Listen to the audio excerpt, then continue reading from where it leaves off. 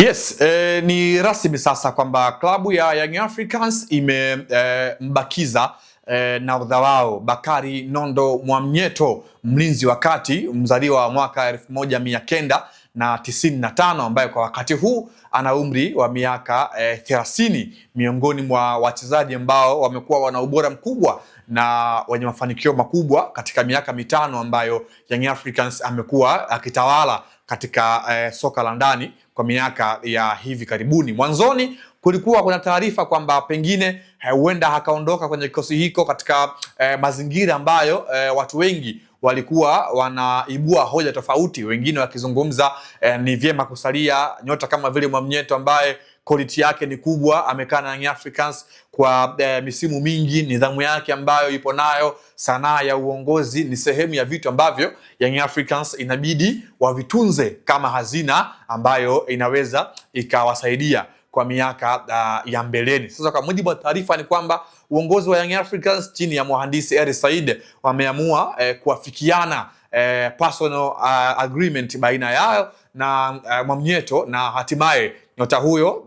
atasalia katika kikosi ya Young Africans kwa msimu mwingine wa kimashindano 2026 2027. Tukumbuke kwamba Mwamnyeto alijiunga na Young Africans katika msimu wa mwaka 2019 2020,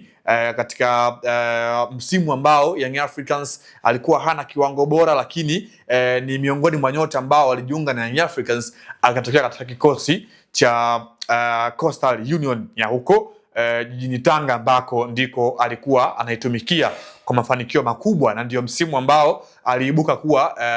beki bora wa msimu kabla ya kujiunga na Young Africans katika msimu wa mwaka 2020 2021, na ndio msimu ambao Young Africans alianza kutwaa mataji ya ligi kuu soka Tanzania bara. Kwa hiyo katika miaka mitano ambayo Young Africans ametawala soka la ndani, Mwamnyeto amehusika kwa 100%, sio tu kwenye soka la ndani bali pia kwenye soka la kimataifa, kwa maana kunako mashindano ya CAF. Katika mwaka ambao Young Africans alifika katika hatua ya fainali mwaka 2023, Mwamnyeto ndiye ambaye alikuwa pia ni nahodha wa Young Africans ambaye alikiongoza kikosi hiko hadi katika hatua ya fainali kabla ya Young Africans kuweza kupoteza fainali dhidi ya vijana wa USM Alger ya huko nchini Algeria. Kwa hiyo Mwamnyeto rasmi kwamba ataendelea kusalia ndani ya Young Africans, na taarifa zile ambazo zilikuwepo kwamba huenda akaondoka ama tusimshuhudie kwa Young Africans kwa msimu ujao, uongozi wa Yanga umeona kwamba kuna faida ya kumbakisha miongoni mwa wachezaji wenye uzoefu, utulivu mkubwa, nidhamu akiwa kiwanjani, sanaa kubwa ya kiuchezaji. Ndio maana wameweza kumbakisha kwa msimu ujao, akisalia kama nahodha wa klabu hiyo ya Young Africans moja kwa moja. Kwa hiyo mtazamaji wa Nile TV, Mwamnyeto bado is green and yellow, na ni moja kati ya wachezaji ambao watasalia katika kikosi cha Young Africans for the next season. Naitwa Leopard John, sauti ya mvua. Humu ndani sikuwa peke yangu, nilikuwa na Abubakar Kapolo.